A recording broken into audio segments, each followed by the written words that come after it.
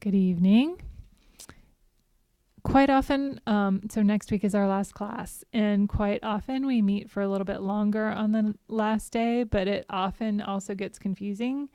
And some people make it and some people don't. So we'll start at the normal time, 7 o'clock, and I will update that on the calendar. And then we might go a little bit longer just to make sure that all questions get answered and everything like that. Tomorrow is Lama Tsongkhapa Day. So that is a holy day, and the center is open all day for prayers if you want to come. And then there's, assuming, a puja in the evening. Yes, there is. So that's at 7 o'clock at night. All right.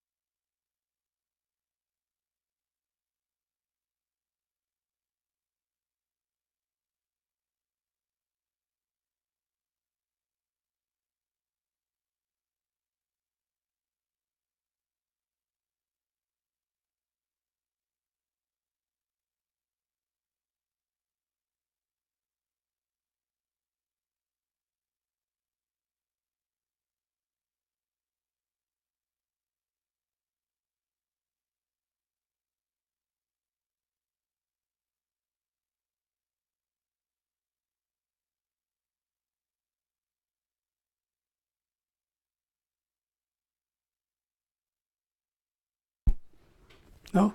Okay, we got it. It takes a few seconds here. Okay, again, welcome. This is again Module 8, session number 5. The next session will be our last one. Okay?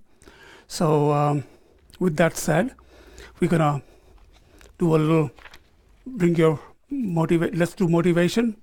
Remember again, with every practice, we're talking about daily practice. You want to start with the motivation. You want to end with a dedication. Don't forget those two things. It took me a while to get that. The Geshe-la said it 100 times. But somehow you just want to get into the right things, the main things. And I used to always forget about motivation and doing the right dedication. Then one day he gave us a story, and then I realized, oh my goodness, that it's incomplete if we don't dedicate. And remember, the heart of the practice is bodhicitta, right? Doing something for others, always. You want to have a blissful, wise mind, wisdom, full of wisdom, always intended to help others. So therefore, dedication is you're taking everything. It's not me. You're saying, I dedicated. It's a really amazing, once you connect with that, it makes a lot of sense. And you can't do anything without motivation. You can't go to your car till you want to go to your car. You can't open the book till you want to flip the pages. So motivation, absolutely important. So again, get your spine straight. Feet, if you're sitting on a chair, put both feet on the floor. Okay. Take few deep breaths in and out.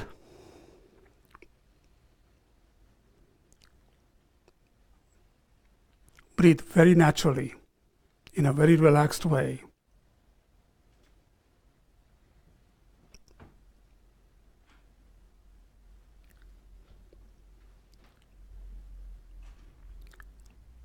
Just focus your mind on that breath, in and out.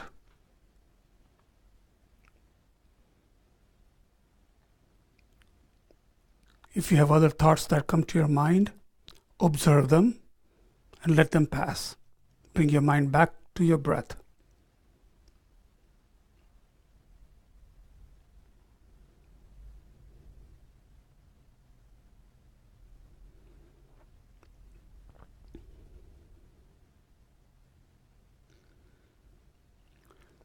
Allow yourself to be completely present for this time, this teaching session. recognizing that usually our lives are filled with busy activities, simply concerned with survival or the short-term comfort and happiness of life, of this life.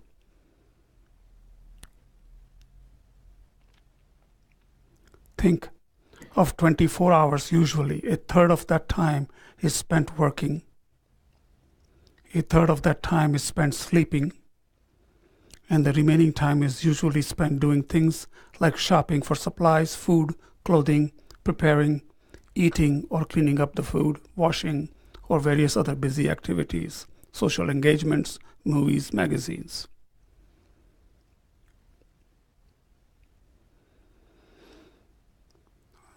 The percent of our entire life that we actually spend in spiritual practice, making concerted effort, is very, very small. Yet, we have great wishes for what we'd like to accomplish in that arena. So make the determination that since the time that I spend in my spiritual life is very small and usually somewhat distracted, I'll make the best effort I can to listen to these teachings carefully and to try to put them into practice to the best of my ability. Why? Because I don't want to suffer. I want to experience happiness. I have some suspicion that there is greater happiness available, a longer lasting happiness that I could attain. I have some suspicion that I could develop greater wisdom, greater compassion, greater ability to help others. If I check up in my heart, that's what I wish to do. I'm tired of seeing suffering in the world. I'm tired of seeing war. I'm tired of seeing the environment degrade year by year. And I'm tired of seeing people fighting, worn out, aging, and sick. I want to do something to stop all of this. And there must be another way. The Buddha's claim is that he found another way. He identified suffering. He identified the causes. He achieved the end of suffering, and then he revealed the path. I wish to follow that same path, attain that same state, then reveal that method to others. Please invite to this place our teachers and our guides of this life, those who are carrying the lineage of these precious teachings to this present day. Ask them to abide with us and bless our minds for this time as we listen to these teachings on behalf of all living beings.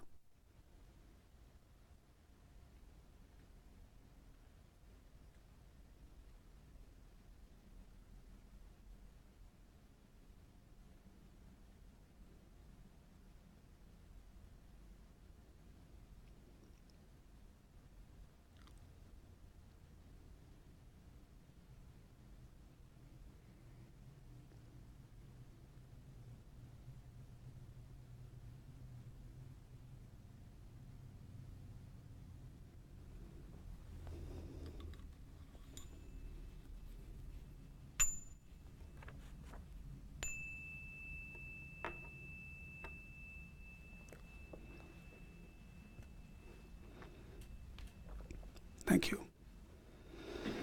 Okay, so I think everybody likes the review sessions. And I think it really, I learned this from Geshe-la also. I used to wonder sometimes he repeats something.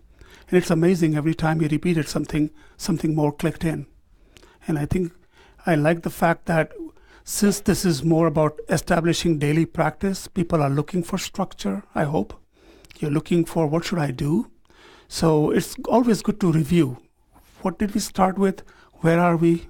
Because a whole week goes by and you get into your readings or you may not, but it's good to kind of put it together because I want you to walk away after the 6th session at least with a firm, kind of confirmation in your own mind that you have some structure, something that you can take away and actually establish in your daily life. Okay? So let's do a review. So again, I think some of this is repetitious, but hopefully it clicks a few more things in it. Okay. So class number 1, we talked about importance of having daily practice, right? We talked about, you've gone through, some of you at least have gone through a couple of modules. This is module number 8, and some of you haven't. But the idea that you learn all of these things, you go to the teachings, but now you want to do something about it. So that's why you have the importance of daily practice. Then how all these components come together. And we started with this sentence where rubber hits the road. This is where now you can't just talk, you got to do something about it. Okay, we talked about setting aside some time for daily practice. Then what to do in between sessions, off cushion and on cushion, just a little bit of overview. Then we talked about how to sit in a meditation posture. Okay, 7 or 8 postures that we talk about. You know, your Vajra posture, lotus posture, arms, legs, eyes, that kind of stuff. And then we talked about not developing insensitivity to dharma. Okay, sometimes it's like an encyclopedia, new words, new ways of thinking. Your mind is racing, comparing, doing all kind of stuff. And sometimes it just becomes, I kind of know this. I've heard this before. Nothing new. They've really not taken it in yet, but they kind of see it from out there, right? So that's insensitivity. We talked about the leather, butter, and analogy. Butter and leather meaning your mind, and butter meaning your dharma. You know, in Tibet, how they use the butter in the leather pouches. If the pouch gets hardened, the butter doesn't do anything. It just kind of gets very hard with the leather. The idea is to keep it nice and malleable. So you want to keep your mind open. Learn about it. Learn about dharma. We talked about mind and dharma gap. I think this is one of my important ones. Is we somehow have this gap. Dharma is like this books and prayers out there that we do on Sunday, and we come to some teachings, but then the rest of the day, right? The rest of the week is go to work and do your things, and things we talked about, eating, shopping, doing whatever we do, right? But you want to incorporate dharma so your mind and the dharma gap gets closer and closer. Okay. I also emphasized in the first class that don't make it so hard on yourself. Make this fun. You know, you don't have to make this as a separate subject matter, like dharma, then the rest of the life. No, the rest of the life is dharma. So you have a little fun with it. Keep it light in here, so don't get too contracted. Okay, and then we went through how do I know what's the positive indication that dharma is working for me, right? We talked about that, and Dalai Lama has said that, you know, do it for about a year and then check yourself. Are you feeling calmer? Do you react differently, same situation before how you reacted versus now? You'll have very strong indications that, yes, something has changed. Okay? So we talked about that. And the goal of dharma, this whole thing, everything we talk about, every teaching we go to, what is the whole idea? You want to become a Buddha. You want to become enlightened. You want out of this suffering, life, death cycle, and then all the karmas we create, reborn again, don't know where, how many eons that go by. You want to be blissful and out of this mess. That's the goal of dharma, you wanting to become enlightened.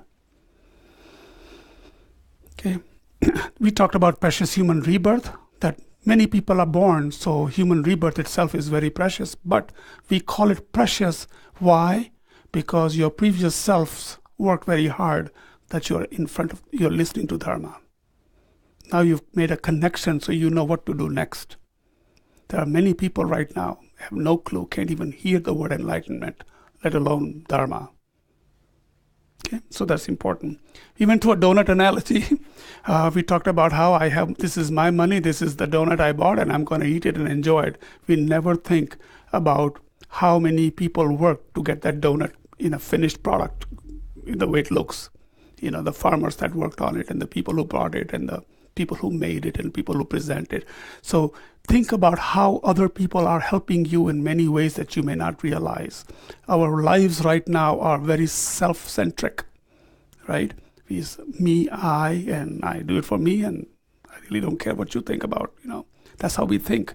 But when you come to dharma, Lama Zopa Rinpoche advises us the first thing in the morning you do is develop bodhicitta, a mind to benefit all other sentient beings.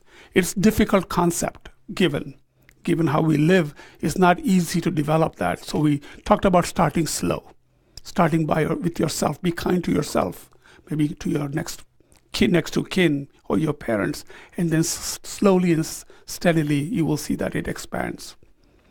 Okay, class 2. So that was class 1. Class 2, we went and laid some groundworks, like a little more structure to it. What do I do? What are my preliminary practices?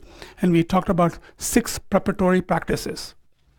Okay, so dedicated space for meditation, making sure it's clean. You vacuum away your obscurations. We talked about that little example of that monk who was dull-minded, and how Buddha went and told him to just go and clean the yard and just keep on saying, dirt be gone, stain be gone. And eventually it clicked in him, and he was taking dirt from his mind out.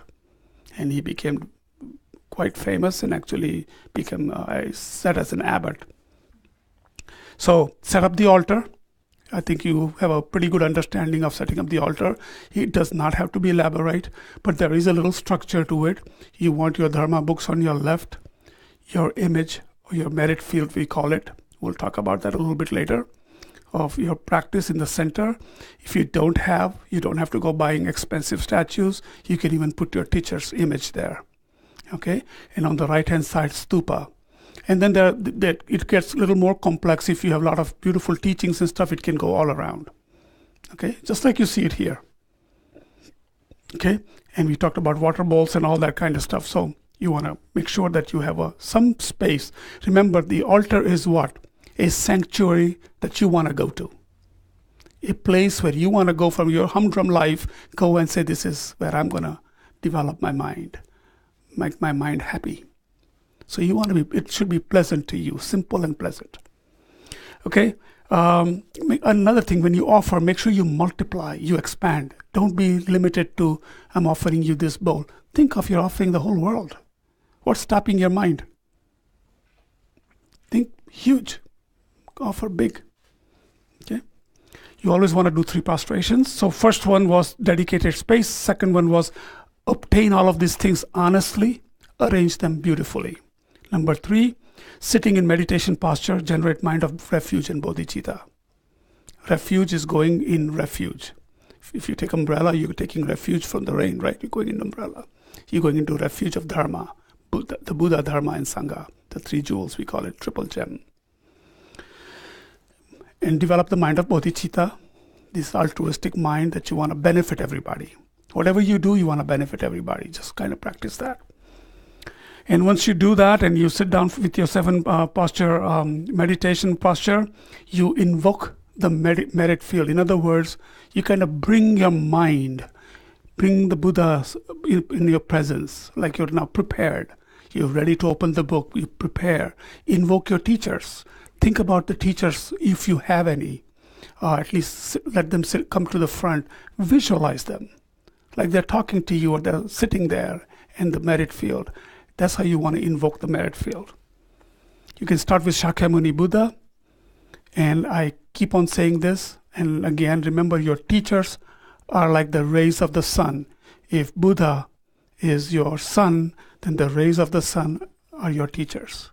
So they're no different. They may appear to you in a mundane body, but they're teaching lineage teachings. And that you have the opportunity and the karma to be listening to them. Very powerful. Okay? So think of your teachers and gurus at all times. Then we talked about this. The 5th one was offering the 7-limb prayer and mandala. This is like the nuts in the bolt, right? You want to do prostrations, offering, confessing, rejoicing, and requesting your teacher to stay and teach, and then dedicating. Then you make some humble requests, very powerful. And then you can, again, if you need to, during the day, think about the refuge you took in the morning. It kind of keeps you protected. So we talked about that. And then we touched a little bit about where to focus in meditation. All these books and things you can buy and lam rim, where do I begin? So you kind of give you a little thought about there are different things, but there is ways in Lamrim kind of teaches you where to go and what to do. So we talked about that a little bit. It's like peeling the onion. First figure out what is it that you're looking after, set up a structure, and then start to explore a little bit further. Class 3. We talked about a multi-pronged approach. It sometimes gets overwhelming for people. I don't know everything. What am I supposed to do? And we said at least incorporate few things. Lama Zopa Rinpoche's advice, one of your readings, right? It talks about in the morning what to do. Develop bodhicitta. First of all, be thankful that you're alive. You wake up and say, thank you, I'm alive. I'm going to have another day. I didn't die last night. That's number one. Develop bodhicitta, that whatever you do today, it's going to benefit a lot of people. So you develop this compassion in your heart. Then he talks about doing prostrations, which we'll do today actually. Right? That sets up the day. Then we talk about preliminary practices, and I'm going to go through this today with you. Some of these things that we've been talking about. So it's like peeling the onions. And then you'd go to your daily practice, and then you look at Lamrim, and he included 4 things in this multi-pronged approach. One is Guru devotion. Then Lamrim prayers, and a little bit about emptiness. Okay? So we went through that.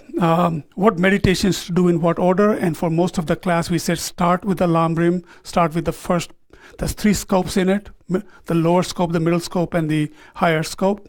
It's like going through high school, but at least the first 2 really wakes you up. Precious human rebirth, impermanence, and death. Those 2 are like, they give you a little shock in your body, like what is this? And then you really get a realization that that's what it's going to be. This is a possibility and it's happening. And so when you have that visceral feeling, it kind of then pulls you into understanding, how do I do this now? Okay, so it's very important. Okay, then we talked a little bit about Lama Atisha in 11th century, who he was. We talked about, graduated path of enlightenment, the goal of Buddha Dharma, how to generate an experience. And it's not the quantity, but rather quality. It's not about doing 20 things. It's about doing 5 things properly and making sure you get an experience out of it. Then you'll move on. Automatically. That's a tendency saying, oh, I want to know all of these things now. But you're not going to, you have to crawl before you start to get up and walk. So it's not about going basic, or this is lower than this. It's nothing like that. They all generate great experiences. All you need is a couple of experiences and will catapult you up. So start nicely so you understand, have a full understanding of how these things are arranged for you. Then you develop your own journey. We talked about a map. You want to go from here to New York, you're going to take a look at where you're going to stop. What are you going to do? Have a map in front of you. Okay, we talked about offering mandala. It's again, you're offering something to your own Buddha mind. When you offer these things, how would it be if you are Buddha? So offer the best to your teachers and to Buddha. Okay, and you're making request again. So any questions on what we covered in the 3rd session? Okay, we also talked about karma, emptiness, and compassion. And in class 4, we talked about protecting your mind a little bit. The good science, the Dharma is soaking in. We talked about how tricky it is to keep your mind protected. It's one thing when you're on the cushion. What happens as soon as you go out? And you gotta change that a little bit. Look at things differently. Relate it to your practice.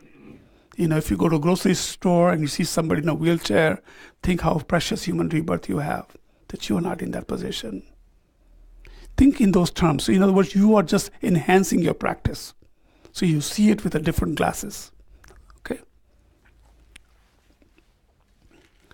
Okay. Then we talked about quotes and verses to kind of cut out some sayings from the books or teachings or from Dalai Lama or something that can really help you. You put it on your refrigerator. Maybe we talked about, have patience in your car. So, you don't lose your temper, Keep a daily diary, keep a daily book. Write down all the goods and the bads of the day if you want to. That's another way of. These are all options. This is not you must do this.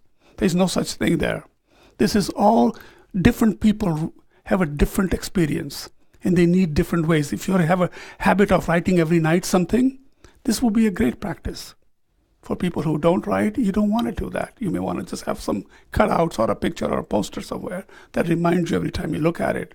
I even talked about some people who like tattoos, right? Never give up. Okay? So it doesn't matter. Whatever helps your mind. We talked about the importance of how people use prayer wheels. There are millions of prayers in it. And when you keep on doing it, the idea is that all these prayers are going everywhere in the world with the wind. That's the idea when you go and turn those wheels out there. That's what's the whole idea behind it. And of course, always talking about rejoicing in others' merits. When somebody does something good, don't have ill will. Don't feel like, how come it didn't happen to me? Think good. Be rejoiceful that they're happy. That's again developing your bodhicitta. That's a tough thing to do. You have to switch it over. Okay?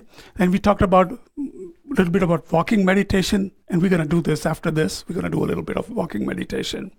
And then we've talked about yoga of eating, how to offer, and how do you visualize, and my favorite, yoga of sleeping. We talked about how to put your head, just like Buddha laid down on his right side, you may visualize you're in the lap of a Buddha or your teacher and pass away. And when you get up in the morning, you come off his lap. It's a wonderful feeling. It incorporates refuge. Child goes to the mother, right? Or father, they run to them when they need something. Same way. You are telling the teachers to protect you, to help you, to make your mind like theirs, to enlighten you. So it's a very nice little practice, and it's very simple to do, right? There's no complication there. You lay down, and I know I watch TV sometimes when you're laying down, but lately I've been telling my mind, I've been thinking about you all day, my teacher. I'm going to lay down, keep me protected. Great thought. So any questions? What we've covered so far? You have some idea of establishing daily practice, the importance of it, and a little bit of structure. It still goes into little branches. We'll kind of put a summary together at one point, okay? The assessment for the next class, number 6, there are 7 questions. This is the 6th one. What is Lama Zopa Rinpoche's advice to discovering Buddhism students in terms of how to practice in the morning and in the evening? So we covered this very extensively. I just mentioned what to do in the morning. Prostrations, bodhicitta, right? Your preliminary practices. Then in the evening, you want to do vajrasattva and your prostrations. And then in between sessions, all the things we've been talking about. So that becomes your lifestyle. You can still go do your exercise. You can go shopping. Nobody's saying you got to put some robes on and sit in the corner and just do this. No. You can incorporate that at your work. When you send an email, think about it. When you are walking around, when you see people, when you're shopping, make it just the way you think is different. It's not that your activity changes. It's not this or that. It's how you transform your mind. Okay? Enough said about that. So today we have a very few things to cover. There are 3 topics we're going to cover today. But before that, we're going to do a walking meditation. And I'm going to mention with 3 topics. We're going to talk about how to accumulate merits. We're going to define what is merit. We talk about merit field. What is it? So we always talk about what, why, and how. We're going to talk about that a little bit. We're going to talk a little more about purification practices. Okay? And then what do you mean by heartfelt request? Who are you requesting to? What are you requesting?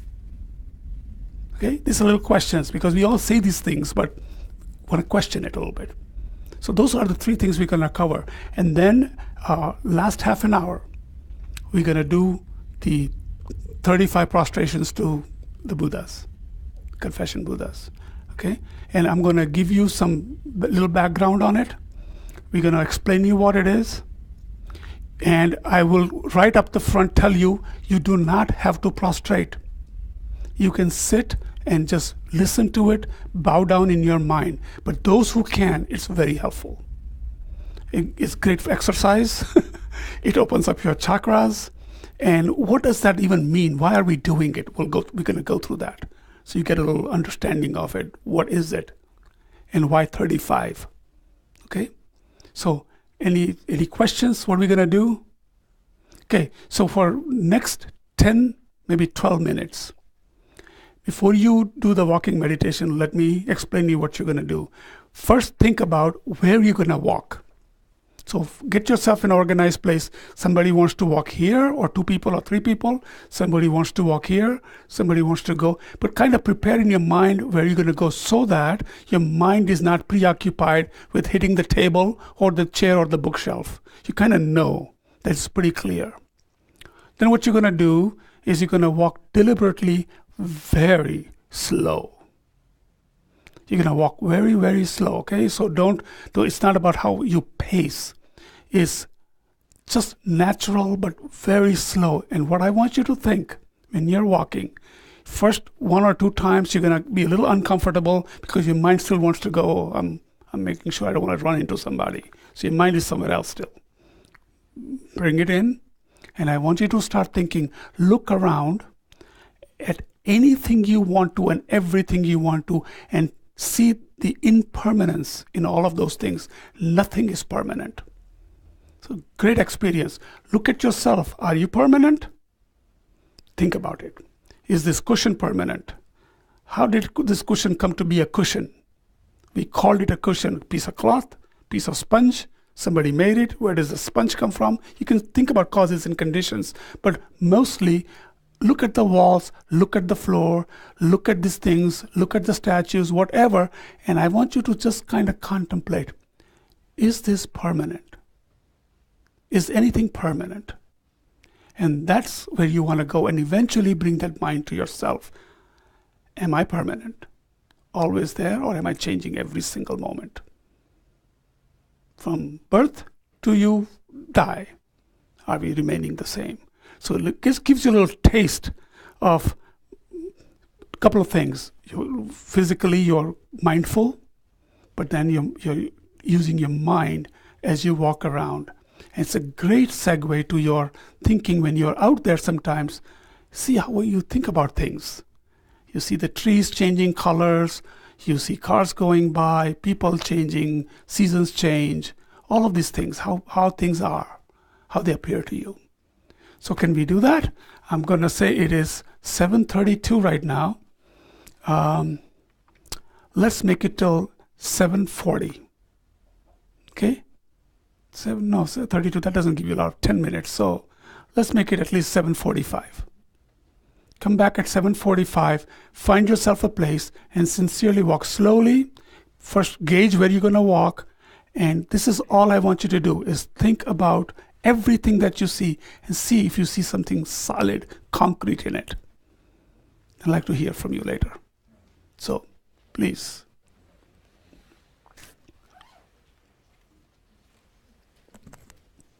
And you don't have to do it. This is just a great practice. You can relax and do meditation.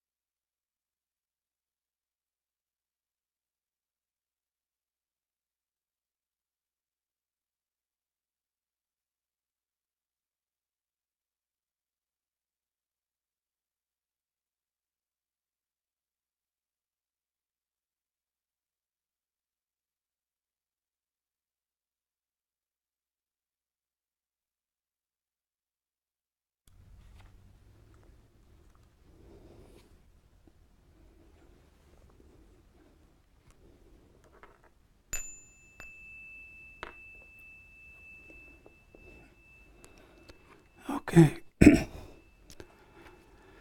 So that was a different experience, right?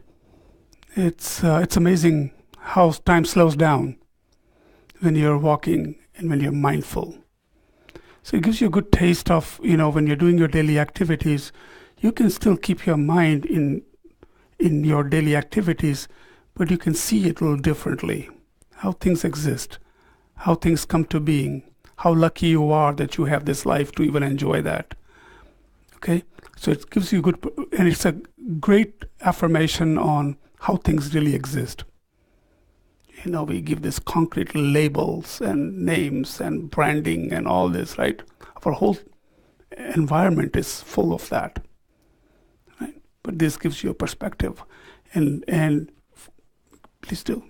What is the synchronization between the walking and the breathing? This really, meditation is meditation. Remember, the word nom in Tibetan is to become familiar with, to become familiar with any subject or an object. So in this case, walking just gives you a different perspective. Sitting down, your spine is straight, all your wind channels and everything is aligned. When you're walking, you're doing what you do normally. You're walking in the house, you're walking in the mall. This gives you just a perspective that you could still take your mind and kind of see differently. It takes one aspect of some teaching and it gives you a different perspective.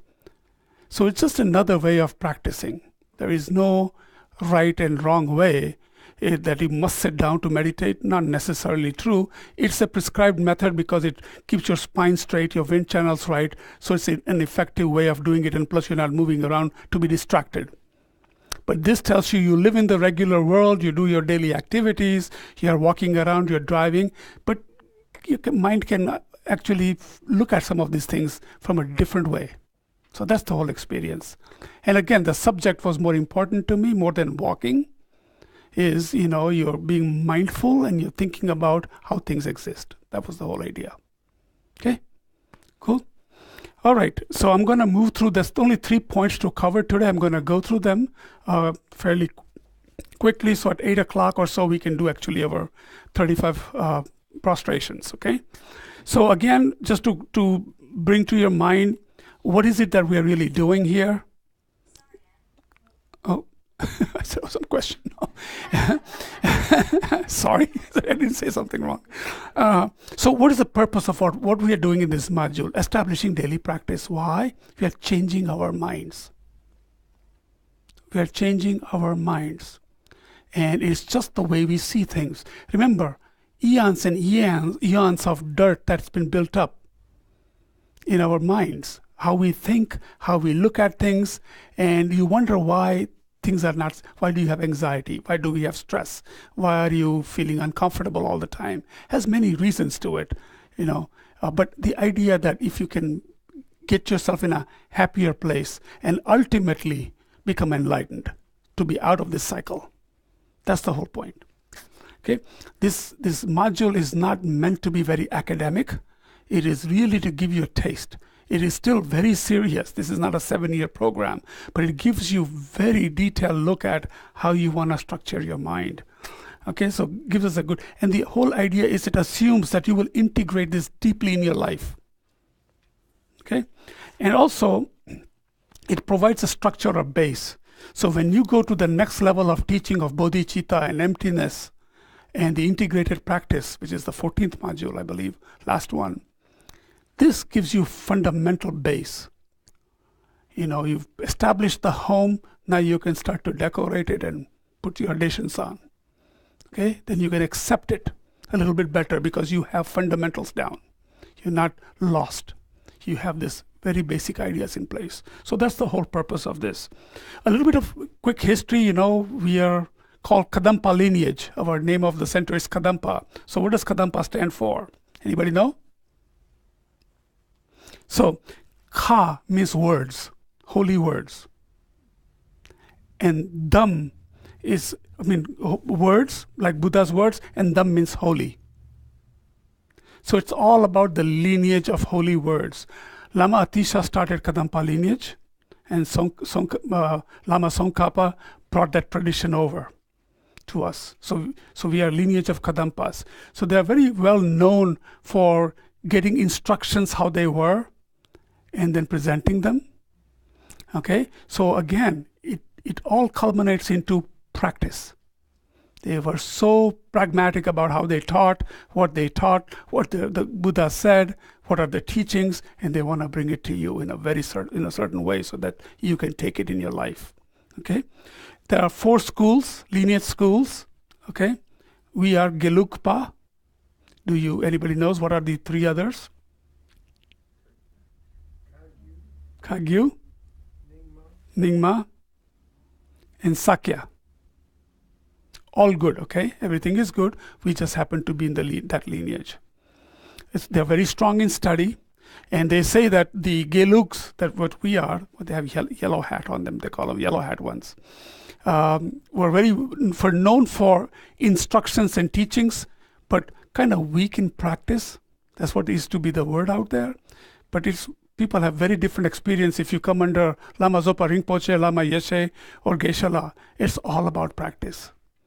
You can read all the books you want, but if you're not practicing it, you're not taking it in. And Lama Zopa Rinpoche, you're not going to do 5 of this and 10 of that. 100,000. It's 50,000, 100,000. And you'll be amazed. You'll feel pressure in the beginning, but when you're done, it's like, wow, you can do it. Believe me, you can do it. It's how committed you are. Okay? Also, it really prepares you for advanced practices. So a little bit about accumulating merits. So somebody last class asked me, what is a merit field? So I looked it up, found many meanings, but I went to Lama Yeshe archive. I again want to emphasize the fact, when you're reading a lot of these things, be mindful of who the author is, who's writing it, right? You want to be careful of that because there are many commentaries out there and personal commentaries, but you want to get something that is lineage. So just be mindful of that. So I went to Lama Yeshe archives. It has a great dictionary, by the way, from A to Z. You can look up words. And it says, this is what merit field it says. It's also called field of accumulation, is the visualized or actual holy beings in relation to whom one accumulates merits by going to refuge, making offerings, and so forth, and to whom one prays or makes requests with special purposes.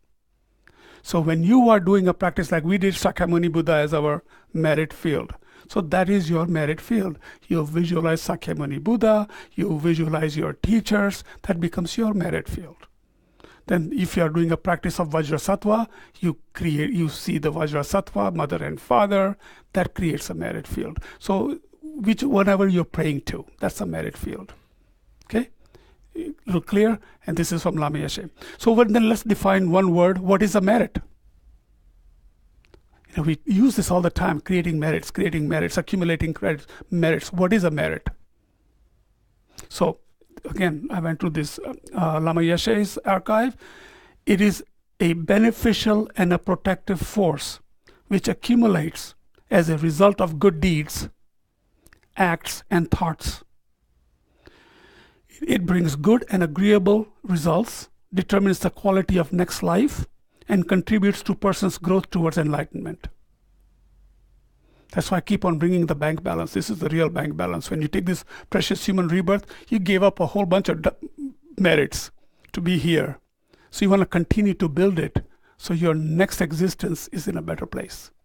Or developing this positive mindset, developing bodhicitta, establishing daily practice so you can become enlightened, thinking about your teachers and gurus as the rays of the sun, and listening to all that lineage teaching as Buddha experienced is for you to become Buddha. Therefore, you need a lot of merits to get a lot of this garbage out.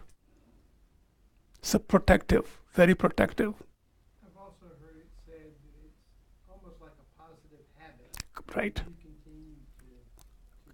It's a positive habit. And also, if you give away your merit, you really don't give it away. Yeah, it's used up. correct. So you can say it in terms of, I give it to somebody else for whatever they happen to need. You're not giving anything away. You're actually increasing your merit by just giving it away because you're developing bodhicitta. It itself is a merit. So it's a great positive energy, right? So again, it's beneficial and protective force, which accumulates as a result of good deeds, acts, and thoughts. So, good. So, purification practice. So just think about it. Why do you need purification practice? Okay. So, when you think that things seem hard to understand, you try to visualize and it's nothing but darkness, you just know that there is some obscuration. There is something coming in your way. You try to read and it does not go. A teacher tries to teach you and it's just somehow the mind is like not getting it. Then you kind of know there's a veil out, in front of you, and you want to purify. Okay, that's the reason for doing purification practices. So the two hardest realizations, in this teaching is seeing that the Guru is Buddha. I keep on saying about the sun rays and the sun. It's very hard for most lay people to see Guru as Buddha. And then number two, that all sentient beings have been your mothers. These two concepts they use all the time. It's very hard for this mind to even understand what that means. Okay? We can talk about it after class or in the next couple of classes, these things will come up again. But these are two hardest things. But I again just want to let you know that please think about your teacher and what they're doing. Don't see them just in the body like you and I, but what they're teaching and why you have, after so many lifetimes, are in present of this dharma in your precious human rebirth, and a teacher is teaching you these teachings. Very powerful connection. Okay, think in those ways. And remember that donut analogy, how all these people are helping you for you to have that donut. It goes on every lifetimes. For you to have that cloth on, for you to wear that mala, for you to be sitting in a chair. Many things have taken place for that to happen for your reality. You sort of created your own reality because of your actions, previous actions. So think of that. So everybody here is connected. We all are connected. I mean, science even talks about that. Entire universe is connected. Right? So very hard to recognize that. So if your mind is not going deep enough, you need purification. Making heartfelt requests, we kind of talked about it. Absolutely very important. And that brings to the subject of why do we need a teacher? And I'll tell you, it's very clear in every book you will read from Tsongkhapa on to any other scriptures from Lama Zopa Rinpoche. It says it's a must. You must have a teacher. Even Mozart had a teacher, right? Every expert has a teacher. There are some people who have become Buddhas, but you have to realize many lifetimes they have had guidance in their life from a teacher. So you're able to do it. A lot of people think I can go on iPad or look at your computer and I can learn everything. You need guidance from a teacher. These words have so many meanings sometimes, and they'll just guide you correctly.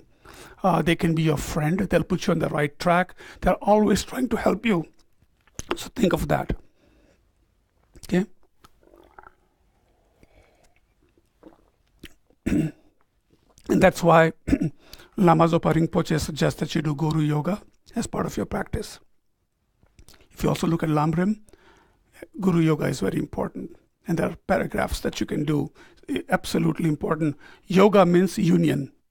And Guru or Lama means heavy with qualities. Okay? So kind of understand that. So you can have day-to-day Guru, you can have your absolute Guru. And an absolute Guru, day-to-day Guru is one that teaches you, kind of guides you. Absolute Guru, this is some words I want to say here. Absolute Guru is the mind that has attained enlightenment with intention of benefiting others. You just think of that. Not a body, but a mind. This is what you're learning from the Guru, and you want you to have that. Right? You want to have the mind that has attained enlightenment with intention of benefiting others. It's the experience, that mind's experience is wisdom and bliss, and its function is to help others. Period. That's that mind, enlightened mind. That's your goal. Bliss, wise wisdom, bliss, and mind that wants to benefit others. You're in total enlightened mindset. And that's what we want. We want that experience. So when you're talking to your teacher, when you're meeting, you almost want to plead, hold on to their toes. Please help me get this garbage out of my mind, and so that I can experience that bliss. That's the whole idea. That's why you want to plead to your teacher and want the teacher to be there. Okay? We can't get there, you know why? Because we still can't access it. We have mind. We are intelligent, we think, right? We have mind, but we are not accessing that feel, that omniscience, that bliss, that wisdom. Too many layers in there from many lives. And that's why we are here learning what can I do today, like establish my daily practice so I can clear this away. Okay? And a couple other ways to accumulate merits. You can help the Dharma centers, you can help your nuns, you can help your teacher. There's so many ways. If you don't have, by generosity, if you don't have, you can give the smallest amount you have but wish it was big. You can offer mandala, you can sometimes sponsor teachers. There's so many other activities. You can help each other out. There are many ways to accumulate this positive credits or merits, right? And purification practice, you already know Vajrasattva, we did it last time. It's one of the most powerful purification practice. It is in our lineage. 2 major ones are given, Vajrasattva and the 35 Confession Buddhas. There are a couple of others. And there have been even sometimes people can't do it. So sometimes Lama Zopa Rinpoche will offer them to do the diamond cutter or the heart sutra. These are all about emptiness. But purification is not going away. It's no negotiation in our lineage. Must do. If you want to get up and become a Buddha, you must practice. Okay? Finding your teacher. Some of you might not have a teacher. Some of you have a teacher. Just have patience. If you do a heartfelt request, the teacher will come. They've been there for you, and when the time is right, the teacher will come. Just don't think that it's not happening for you. Okay, you wouldn't be sitting here unless you were guided. And so don't underestimate the heartfelt request to the teacher. Okay, any questions on those 3 things? Why we do purification? What is the merit? What is a merit field? Accumulating merits and heartfelt requests. And lastly, I want to say before we go into the 35 Confession Buddha is, there's a time when all of these things come at you so strongly and you want to, you think oh my gosh, when am I going to start? What am I going to do? It becomes like almost like you don't want to do it. You lose the joy of doing this. And for that, Lama Yeshe even says, take a vacation, take a break, walk away from it. You know, you don't have to cram all of these things into 2 sessions. Go on a pilgrimage, go to some great sites. When you start to meet people, see different views, see different things, you will see how this kind of helps you. You need to get away sometimes. Okay? Just don't overwhelm yourself. Put a structure to it, practice, quality, make it light for your light mind, but have conviction in it. Have a little passion in it. That's what is required, quality over quantity. Too much to read. But it's great that you're going through this module, gives you a good taste of what this is all about.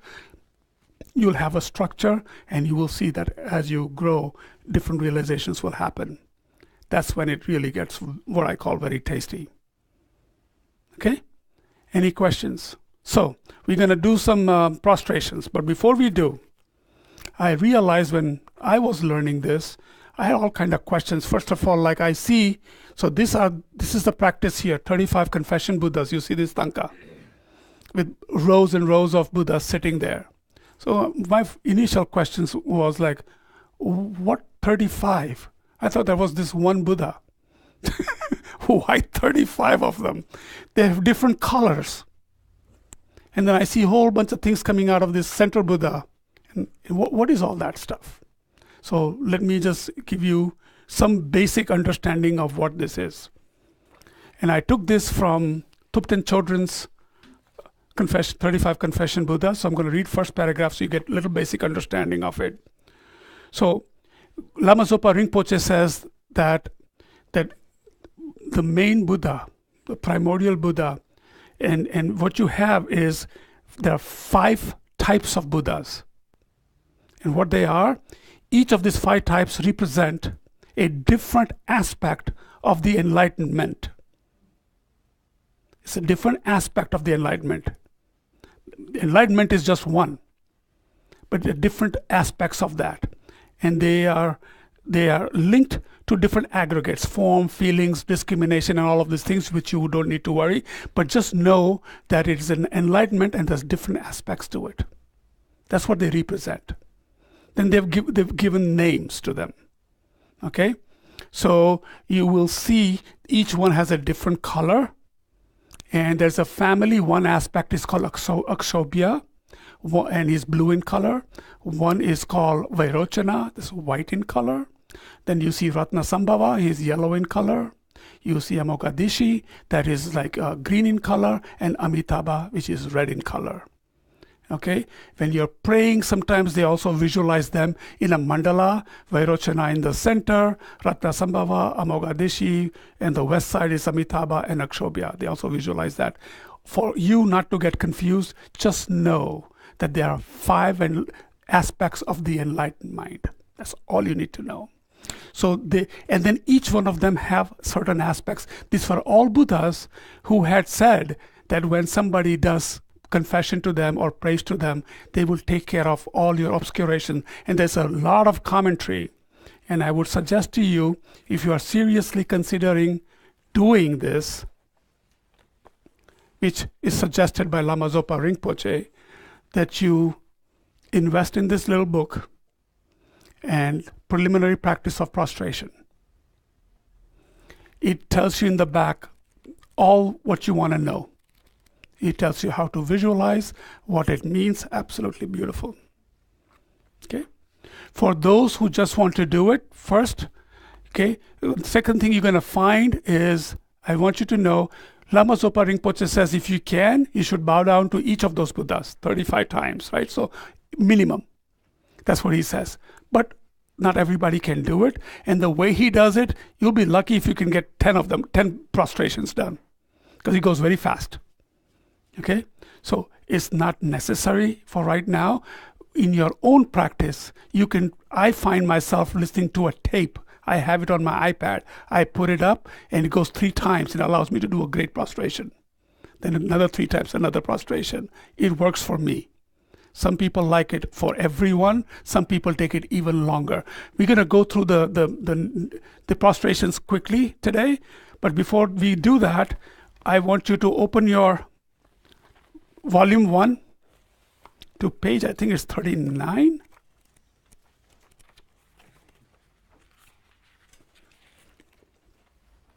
Yep, page 39. Please remember that one. Open your golden prayer book, which is behind each of your chairs. So remember, we said anything we start with a motivation. So this is going to take us a half an hour, guys. And if you need to leave, and if it takes more than 8:30, if you have to leave, please feel free to leave. I just want you to go through this before with me. So first, let's talk about motivation. I'm going to read it. You also read it by yourself there. The purpose of my life is to free the numberless sentient beings who are the source of all my past, present, and future happiness, temporary as well as ultimate happiness, including all the realizations of the path, liberation from samsara and enlightenment from all the karma. In order to do this, I must achieve full enlightenment. Therefore, I need to actualize this path. Therefore, I need to purify the defilements. If I were now born in hell, it would be so unbearable. Even one tiny fire spark on my body is hundreds of thousands of times hotter than the whole entire fire energy in this world. It is so unbearable that experiencing it for even an instant is like suffering from many eons. I have created numberless causes to be born in the hell realms by creating the 10 non-virtuous actions countless times in this and beginless past lives. I have created numberless causes to be born in the hell realms by breaking the Pratimoksha vows, by breaking the Bodhisattva vows, and by breaking the Tantric vows countless times in this and beginless past lives. And I have created numberless causes to be born in the hells by creating the heaviest negative karma in relationship with the holy virtuous friend, which includes harming the holy body, breaking the advice, disturbing the holy mind, having non-devotional thoughts, arising heresy and anger, which produces the greatest obstacles to achieve realizations and creates great suffering. Every single one of these negative actions has 4 suffering results.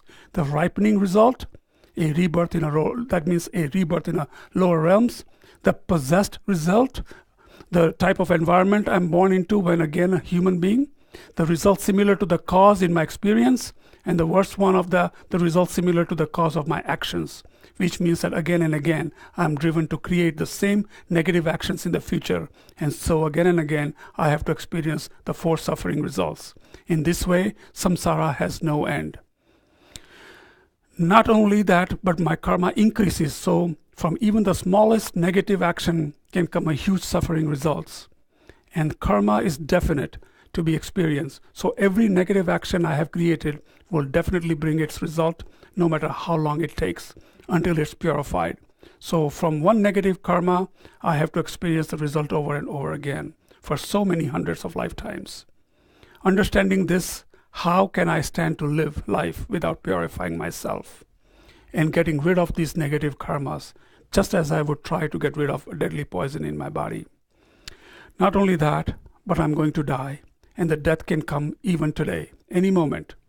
Therefore, I must purify all my negative actions right this second. In order to do that, I'm going to do these prostrations with the practice of confessing downfalls, and I'm going to do this so that I can develop myself in order to work for the happiness of all sentient beings. So visualization. Okay, I can read it if you want to close your eyes and kind of visualize it, that's fine, or you can read it in your own mind. So visualize in the space in front of you your guru in the aspect of Shakyamuni Buddha, with 1,000-armed Chenrezig at his heart. At the heart of the 1,000-armed Chenrezig is a syllable Hri. And from these beams of light emanate, forming 6 rows in the spaces below. At the end of each beam is a throne supported by elephants and adorned with pearls. On each throne is seated a Buddha. In the first row are 6 Buddhas, blue in color and in the aspect of Akshobhya, with the exception of the 3rd Buddha, King of Lord of Nagas, who has blue-colored body but a white head.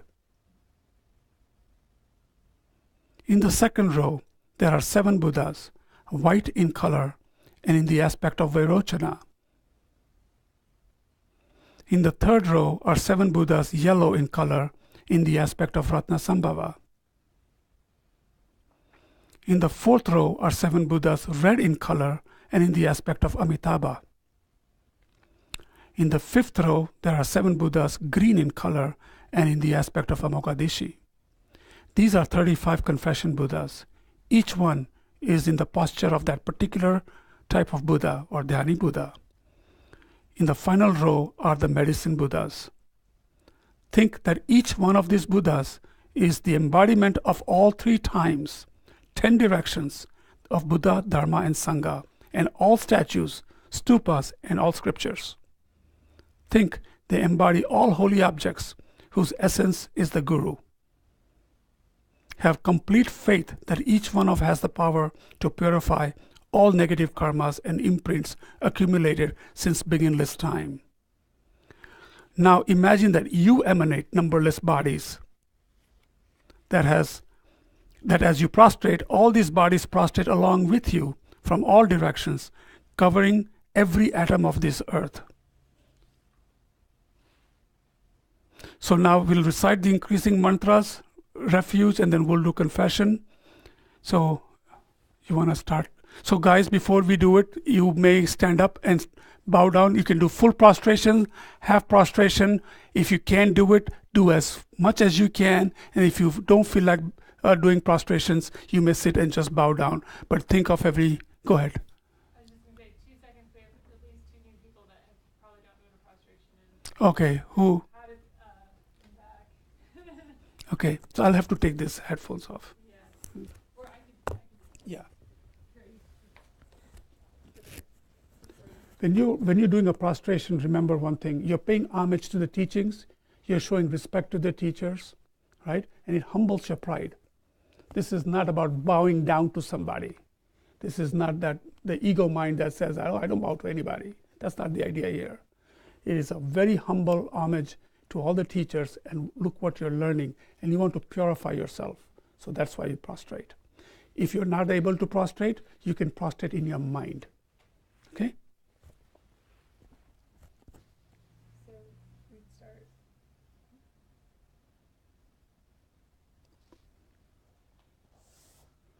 You can do full prostration like that, and if you don't feel like you can do them, you can do half, like we do in the beginning of the class.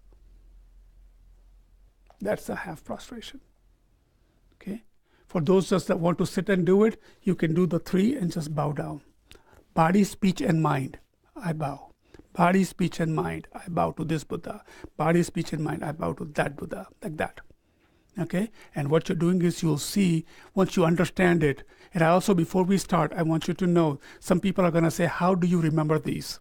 There are different ways to practice, different ways to memorize. All I can say, for me, audio works. Some people actually make a big poster, and they write those names down, and then you read one and then do your prostrations. Then you read another one, you do your prostrations. Some people break them down into the first 7, second 7, third 7, so you remember in little chunks. And then as soon as the first sentence begins, you know which row you are in. So you work in your own ways, but in the end, you want to be able to do this. Lama Zopa Rinpoche says every morning and every evening. So this is a very powerful practice, okay? So with that, I'm going to get up and I'm going to do some too. So. Om Namo Manjushriye, Namo Sushriye, Namo Uttamashriye Soha.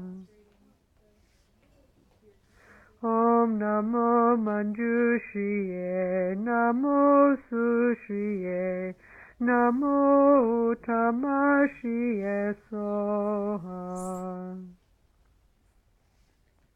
Om Namo Manjushriye, Namo Sushriye, Namo Uttamashriye Soha. I, throughout all times, take refuge in the Guru, I take refuge in the Buddha, I take refuge in the Dharma, I take refuge in the Sangha. I, throughout all times, take refuge in the Guru, I take refuge in the Buddha, I take refuge in the Dharma, I take refuge in the Sangha.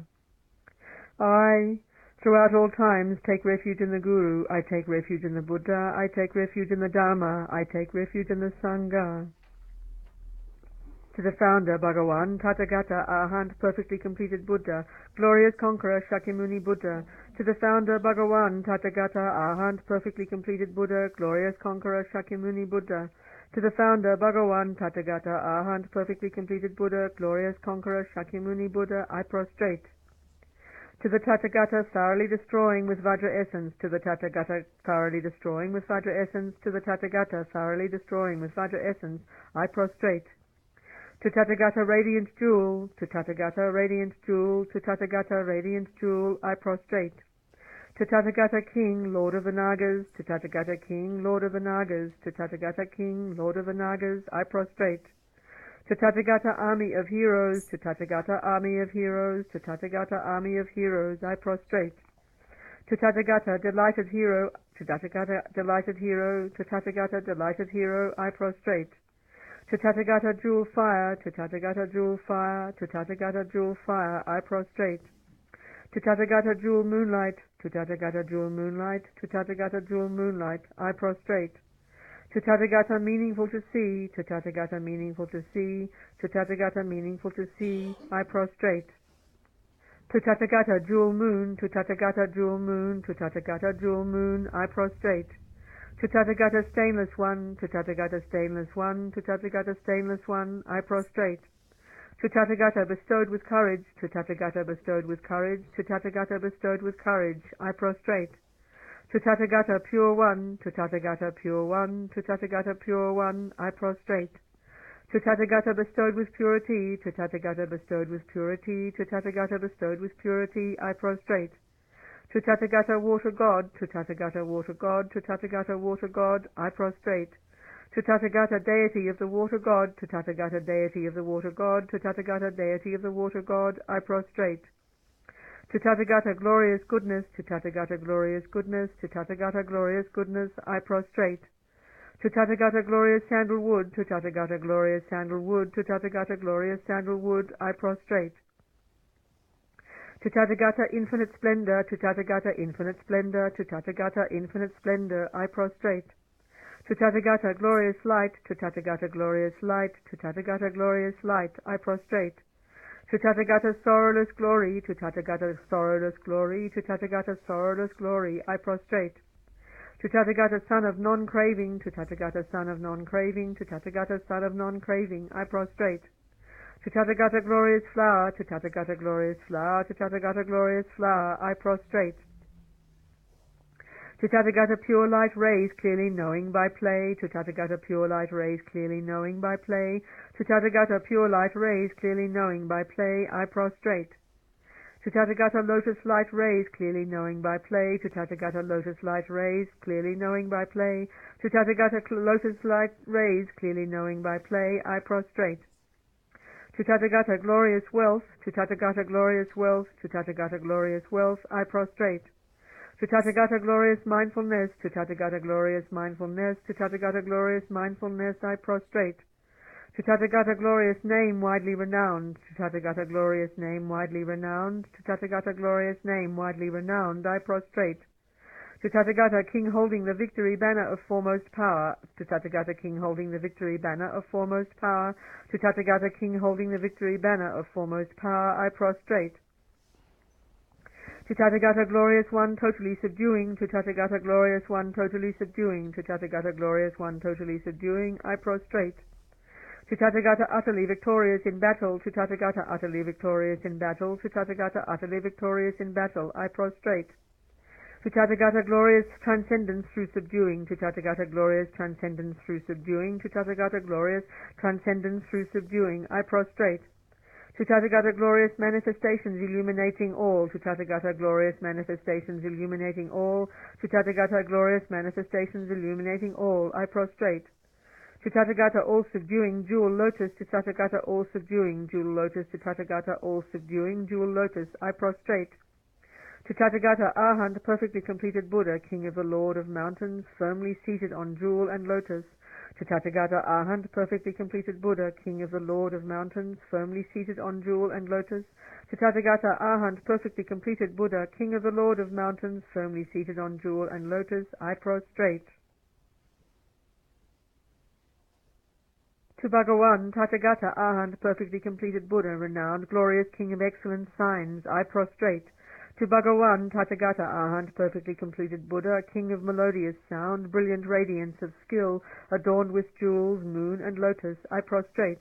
To Bhagawan Tathagata Arhat perfectly completed Buddha, stainless excellent gold, illuminating jewel, who accomplishes all conduct, I prostrate. To Bhagawan Tathagata Arhat perfectly completed Buddha, glorious supreme one, free from sorrow, I prostrate. To Bhagawan Tathagata Arhat perfectly completed Buddha, melodious ocean of proclaimed Dharma, I prostrate. To Bhagawan Tathagata Arhat perfectly completed Buddha, clearly knowing by the play of supreme wisdom of an ocean of Dharma, I prostrate. To Bhagawan Tathagata Arhat perfectly completed Buddha, medicine guru, king of lapis lazuli light, I prostrate. All you 35 Buddhas and others as many Tathagatas, Arhats, perfectly completed Buddhas, as there are existing, sustaining and residing in all the world systems of the 10 directions, all you Buddha Bhagawans, please pay attention to me.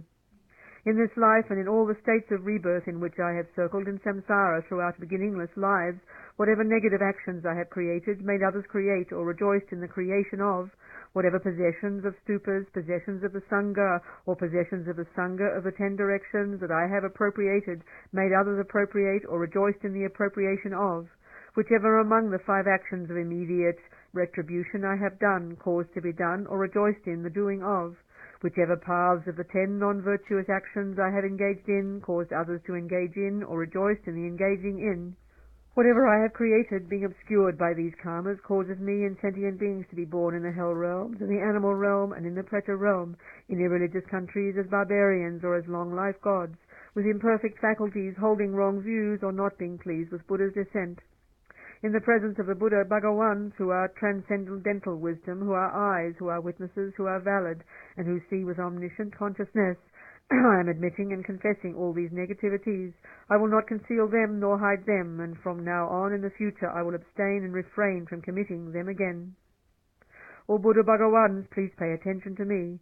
In this life and in all other states of rebirth in which I have circled in samsara throughout beginningless lives, whatever roots of virtue I have created by generosity, even as little as giving just one mouthful of food to a being born in the animal realm, whatever roots of virtue I have created by guarding morality, whatever roots of virtue I have created by following pure conduct, whatever roots of virtue I have created by fully ripening sentient beings, whatever roots of virtue I have created by generating bodhicitta, and whatever roots of virtue I have created by my unsurpassed transcendental wisdom.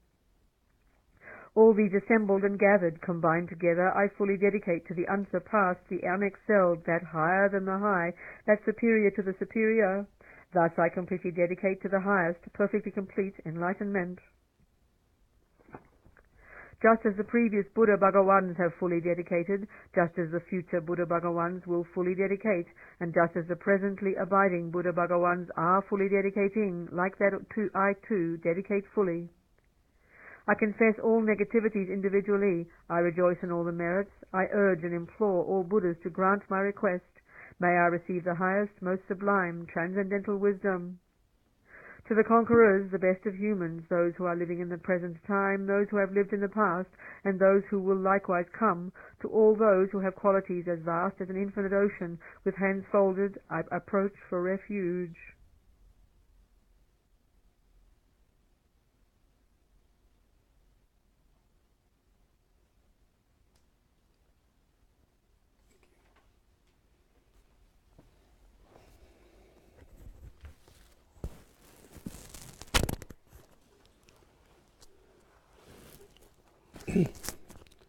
So that was doing confessions. It's great in the morning, especially. It opens up your chakras really good if you're thinking in those ways physically. But believe me, there's a lot of power in this. Initially, when you listen to all these words, they may not mean a lot, but I would, encourage you to read. And since it's advised by Lama Zopa Rinpoche and our teachers, and it's very sincerely requested that we do it, you will see the benefit of it. And once you understand what each of those aspects of Buddha represent and how they help cure or purify you, I should say, not cure, but purify your karmas, you will see the difference. And it will develop positive energy in you, tremendous compassion also. You'll be amazed what you get when you start doing this. Okay, so was it just a little taste of it? This was a little fast. You can take your time, or you can practice your visualization first, do your prostration, then do the confession at the end, and then dedicate. Just one question. Do you know where everyone can get a copy of Venerable Ravina saying this? No, this was something. It's in your prayer book. The recording is from a CD I have from a really long time ago, but I will check and see if I can find it anywhere. I can find out. We purchased the one from FPMT, the Confession to 35 Buddhas. It has. I was just wondering if there's one that they can legitimately download and use. I was just wondering. Yeah, well, I purchased mine because it's very nicely done. If you get the MP3 download off of FPMT for the daily prayer book, Right. it's in there in both Tibetan and English. Yes, it is. I have that. That's how I think I have gotten mine.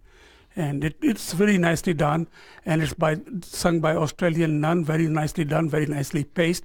It even contains Geshe-la doing in Tibetan, so our own Geshe-la. So it's a wonderful practice. Okay, very quickly, I just wanted to. If it's legal, I can copy it, because I have it. Yeah, it's probably not. 'Cause that I'll put the link for people to purchase. But anyways, you have it in your preliminary practices, so feel free to read them, understand them. And if you are sincerely wanting to know what all of these things mean and how to do it, and it is in this book, okay? And it's called Preliminary Practice of Prostrations. Believe it or not, it was really developed for Discovering Buddhism students. This and I'm not trying to say you should buy all of these books. I'm just saying if you're serious and if you're curious to know more, this is another one, Vajrasattva. The preliminary practice of it answers all questions, has 4 different Vajrasattva practice, includes the one with the short booklet, the short Vajrasattva practice. It has all. It is for people who have taken initiation and want to do tantric practice, or for people who haven't. And it gives you the meaning, and it tells you when to do it, how to do it, and what does it mean, and gets into real details at the end if you are curious to know what is this all about. These 2 practices, the 35 prostrations and Vajrasattva, are something that I would say you should invest in it, or at least take your time to invest in it, yourself in it. Okay, any questions on those 2 practices? Any questions on what we did today? Just to summarize, did a little walking meditation, had a great motivation today, and then we talked about what it is to accumulate merits. We talked a little bit about what Kadampa meant and the 4 traditions, that lineage we have. We talked about the need for having a teacher, right? And understanding why we do purification practice. And in the end, the importance of the heartfelt request from your teacher. And we ended by saying, make sure to keep everything in balance. When it gets too much, you want to take a little break. Just do little, but do quality, and kind of get your roadmap put together. And then we did the 35 Confession Buddha. Okay? So you have now seen Vajrasattva practice, the 35 Buddha Confession practice. We've all had the practice of Shakyamuni Buddha with refuge, with Lamrim. So you're getting a little bit of understanding of how these meditations are done. Eric, you have a question? All right. So, good? I have the link and I'll put it on our page with all our information to find the CD and MP3, both, either one. Okay. And I think it's 8:32. I just have a small little thing. I was handed this evening to say, if you can please read this. So I'm going to go through this today. Again, this is our appeal time. So we are all reading this to every class. So it just says it will take 1 or 2 minutes. So what is an annual appeal? A quick look into our finances. It takes $225,000 to run this center each year. It all comes from donations from people just like you. About $78,000 each year is raised from donations towards pujas, visiting teachers, retreats, and class donations. The other $177,000 we try to raise during our annual appeal. Whatever doesn't come in by January 31st will show up as fundraisers for 2018. There's a new member challenge. There's an exciting challenge going on for the month of December. A group of members that have been around a while have generously offered $2,000 to ignite new members to join the journey. We have around 120 new members from the last 2.5 years, and about 20 of you already support the center monthly or by one-time gifts. So thank you. They are challenging 20 more of you to sign on to give monthly or one-time gifts to the center. Then we receive their offerings of $2,000. If you have any questions, you can ask the center manager Jill Marie. If you're here, you also get one of those awesome new mugs. And she gave me one to say, hey, show it to people. So this is the mug, and it's really nice. It says the present is that elusive moment between what no longer exists and what has not yet happened. His Holiness Dalai Lama, 2018, on the journey, Kadampa Center. It's a very nice little mug. Unprecedented challenge. Now I have a very special announcement. How many of you read the email about our special $5,000 pledge? Has anybody heard about that? Okay. This is truly unprecedented event for our center. Glenn and Cindy Dawson have generously presented us with a powerful challenge. They will give us extra $5,000 above their existing gifts if we can find 3 other people who will join them in giving $5,000. I hear combination of gifts may be accepted. The one caveat is this needs to be above and beyond their giving as well. Wow, this will mean $20,000 for Kadampa Center. Glenn has told us, Gary, Gary's talk moved him 2 Sundays ago, and he and Cindy decided they wanted center to continue to thrive for many years. Thank you, Gary. That's Gary right there. They also understand that without our LOP retreat 2018, our budget will have a deficit of about $37,000. They hope this challenge will help close the gap in our budget. And I just, from my personal experience, it's very hard to ask people because we do everything free here. We don't say for this class pay this or do that. We don't do that. That's been a miracle in itself that we've been able to sustain this place with these teachings of our Geshe-la and all the holy teachers that come here. Lama Zopa Rinpoche, Kensho Rinpoche is coming, Venerable Robina, Keshi Sangpo's teaching, and all of our nuns. If you think about it, I don't know how you're going to wealth of knowledge that has been presented here and the minds that have been changed in a positive direction is immense. To me, it has changed my life completely. So I can only tell you, I don't even know what to say. There are just wonderful people. Believe me, there are some people who sit quietly here.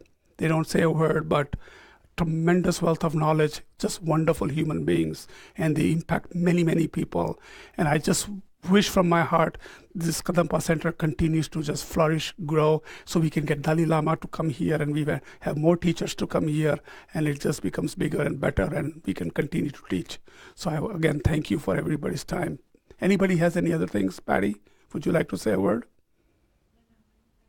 Okay, thank you. All right, so any questions what we did? So next class is our last class. Okay, and so we're going to put an entire summary together, and before you go, I have something to give you so you can think about this now.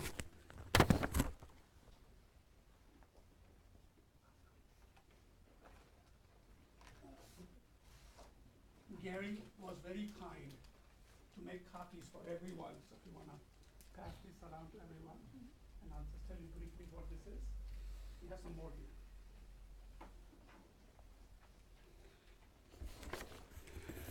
So what you will see is when I took DB, establishing daily practice many, many years ago, the teacher said, this is what I do, Hemant. It kind of gives you a structure of what to do. And he says, look, I don't have a lot of time, so at least I go through this as my daily practice, and then I do a little bit of reading, and then I do my prostrations. But a lot of people here sit down and say, well, we talk about this and we talk about that. What is that structure look like? And if you even open up your golden prayer book, you will see the same things in there. How you take a refuge, how you do your 4 immeasurables, how you do your 7 limb prayers, how do you offer your mandala. This repeats for every merit field. Okay, so in short, this applies to any merit field. If you're doing Tara Puja, Vajrasattva prayers, whatever you will see the same things happen. You take refuge, then you do your 4 immeasurables, 7 limb prayers, and then of course motivation and dedication at the end. But it's a very nice little daily practice book. This is for Lama Tsongkhapa. Okay, so you can see how it's done, and it kind of goes through just about everything we've talked about so far. So maybe it's at least a little structure to your daily practice. Question? Anybody has a question? I really appreciate it. We went over today a little bit, so I apologize for that. Thank you for your patience. Thank you.